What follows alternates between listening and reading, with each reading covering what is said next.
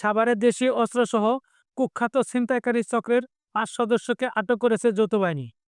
১৫ জন রোববার রাত থেকে শুরু হওয়া ১৬ জন রাত পর্যন্ত টানা অভিযান চালিয়ে সাভারের বিভিন্ন এলাকা থেকে তাদের গ্রেপ্তার করা হয়। আটককৃতরা হলেন সুহেল, সম্রাট, সুমন, দুর্জয় ও সমর।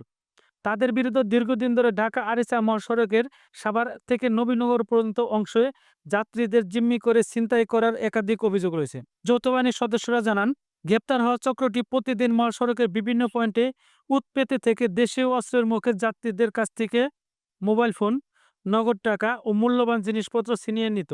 অভিযানে তাদের কাছ থেকে সুইচ গিয়ার চুরি, লোহার রড, রামদা সহ দেশীয় অস্ত্র ও ছিনতাইকৃত কিছু নগদ অর্থ উদ্ধার করা হয়েছে। এছাড়া গ্রেপ্তার হওয়া সোহেলের বিরুদ্ধে একাধিক হত্যা মামলাও রয়েছে বলে নিশ্চিত করেন যৌথ বাহিনী।